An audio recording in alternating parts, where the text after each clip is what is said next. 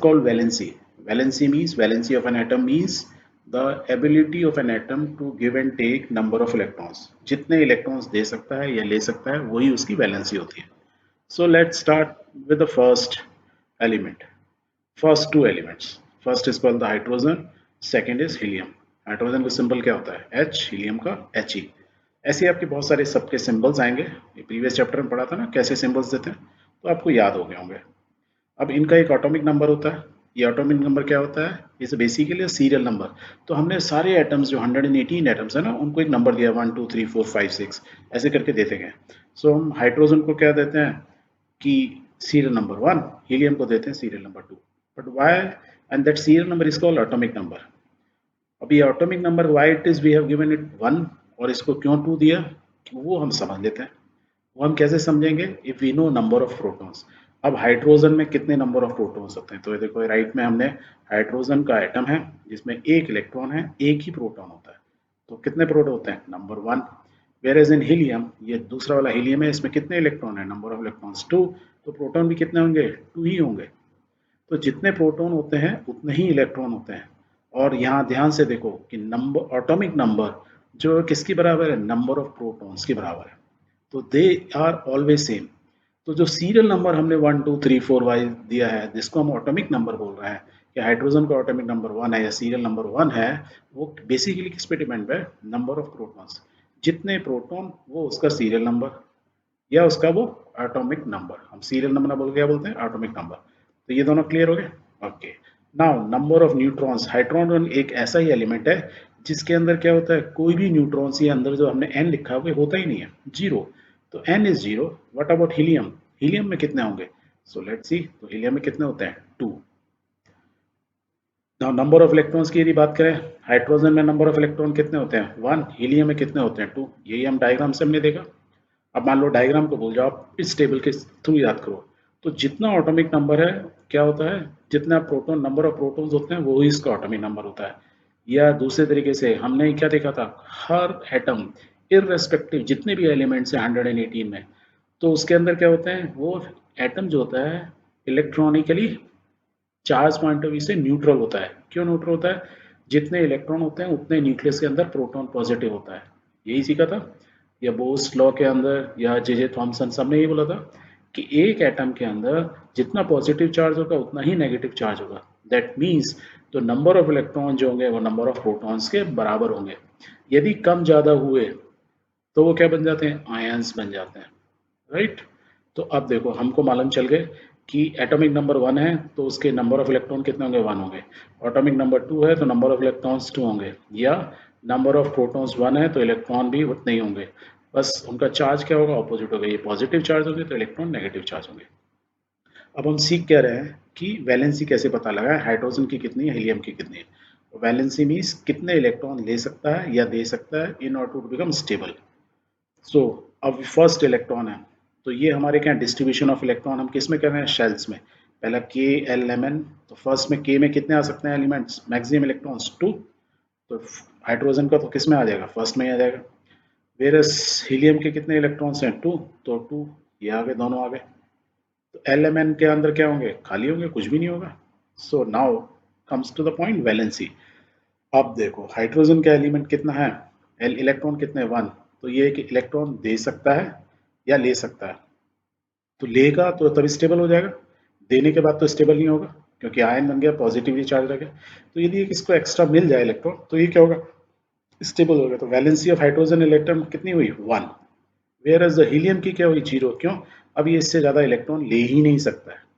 जब ये ले ही नहीं सकता है तो इसकी वैलेंसी हुई 0 क्योंकि ये इनर्ट है. Now it is stable, chemically less reactive. Let's talk about the other few. Other few means helium के बाद होता है lithium, barium, boron, carbon, nitrogen, ऐसे ये इनके सिंबल्स हैं. इनके नंबर क्या होंगे, atomic number basically serial number. तो 1 2 है, उसके बाद क्या होगा, 3 4 5 6 7 8 9 10, यही नंबर हो गए. ये इनके हम डायग्राम राइट में बना रहे हैं, डायग्राम्स को बाद में देखेंगे. तो सीरियल नंबर देते हैं 10. एटॉमिक नंबर के प्रोटॉन कितने होंगे, एग्जैक्टली सीरियल नंबर के बराबर, क्योंकि प्रोटॉन से ही हमने सीरियल नंबर दिया था. ये दोनों बराबर हो गए.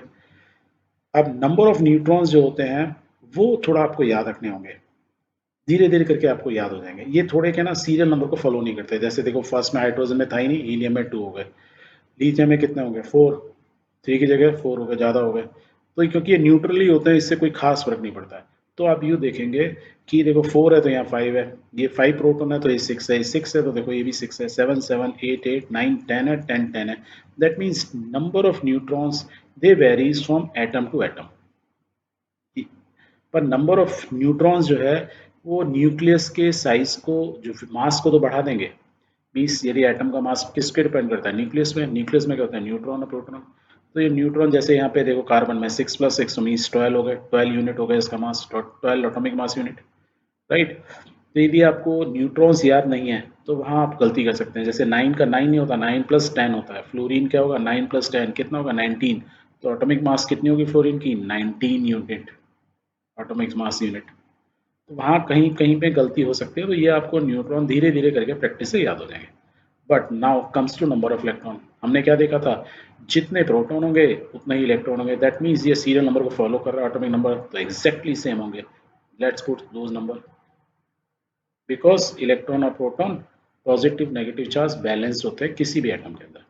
अब इन्हीं इलेक्ट्रॉन को हमको के एल एम शेल में डालना है। तो देखो हमने फर्स्ट शेल तो हमारा भर ही चुका है, अब यहाँ पे 3 हो गए, तो मीन्स के अंदर क्या होंगे, इन सब में यदि मैं डालूँ तो दो दो सेल डाल सकता हूँ, तो दो दो इलेक्ट्रॉन डाल दिए हर हर ऑर्बिट के अंदर। अब जो अगला एक एक बचेगा, देखो इसका कितना बचा, 2 तो यहाँ डाल के एक बचा, तो कहाँ आएगा वो एल में आएगा, तो वो हमने यहाँ डाल दिया। इसमें 4 है तो फिर 2 आएंगे, इसमें 5 है तो 3 आएंगे। ऐसे करके नेक्स्ट में कितने हम बढ़ सकते हैं 2 3 4, और टोटल करके हम पूरा 8 तक बढ़ सकते हैं। बढ़ सकते हैं नहीं बढ़ सकते हैं, बढ़ सकते हैं, क्योंकि किसी भी आउटर मोस्ट सेल के अंदर मैक्सिमम इलेक्ट्रॉन कितने हो सकते हैं 8, ये हमने सीखा था। तो हमने यहाँ क्या किया, एल से लेके 1 to 8 बढ़ दिए। अब यहाँ तक 1 to 8 बढ़ दिए, देखो 2 + 8 कितना हुआ 10, तो नंबर ऑफ टोटल इलेक्ट्रॉन का डिस्ट्रीब्यूशन हमने कर दिया। अब टू एल शेल तक आ गया, एम में कुछ नहीं होगा और एन में कुछ नहीं होगा, तो इनमें खाली रहेंगे। अब हम इनकी वैलेंसी पता लगाना है। यहाँ देखो, या तो यहाँ देखो आप, या डायग्राम से देखो, पहला शेल भरा हुआ है, नेक्स्ट शेल में कितना है 1, तो ये कितने दे सकता है, क्या ले सकता है, ये 1 इजीली दे सकता है, तो इसकी वैलेंसी क्या होगी 1। ये 2 इजीली दे सकता है, ये 3 इजीली दे सकता है, ये 4 दे भी सकता है और ले भी सकता है। तो नॉर्मली हम क्या बोलेंगे, वैलेंसी इनकी हम लिखेंगे 1 2 3 4। This is the tendency of an atom to take और गिव इलेक्ट्रॉन्स। तो 1 2 3 4 होगी, मीन्स कितने इलेक्ट्रॉन ले दे सकता है, 2 दे सकता है।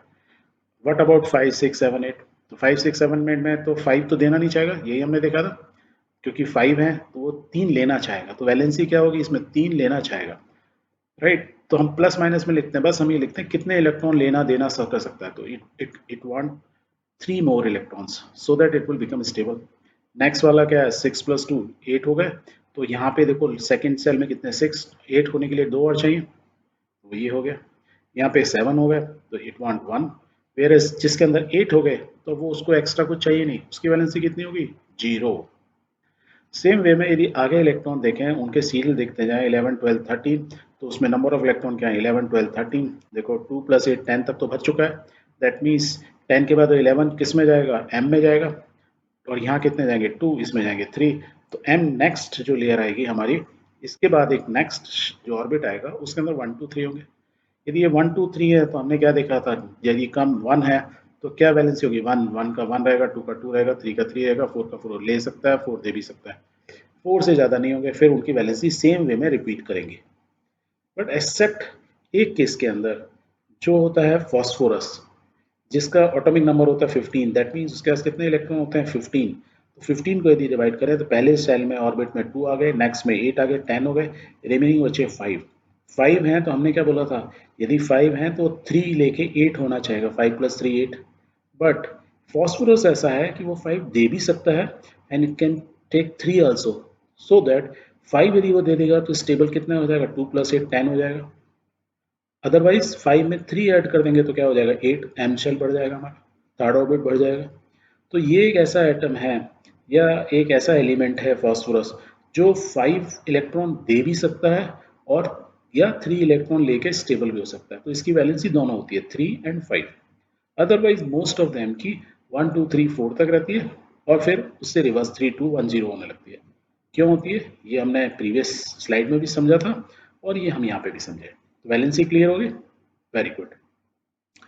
So we can say therefore and for an atom for each element has a definite combining capacity means valency का मतलब ये है कि हर एलिमेंट की एक कंबाइनिंग कैपेसिटी होती है मीन्स जब वो इलेक्ट्रॉन ले रहा दे रहा होता है किससे ले रहा होता है किसी दूसरे एटम से जब वो किसी दूसरे एटम से इलेक्ट्रॉन्स ले रहा होता है तभी तो उन दोनों में दोस्ती होगी तभी तो उनमें केमिकल बॉन्डिंग होगी तो that is what we said is it defines कि इलेक्ट्रॉन लेने देने की capacity define the combining capacity of an atom of an element किसी भी एलिमेंट की उसके एटम का जो है किसी दूसरे एटम के साथ क्या रिलेशंस होंगे क्या केमिकल में बॉन्डिंग होगी वो डिफाइन करता है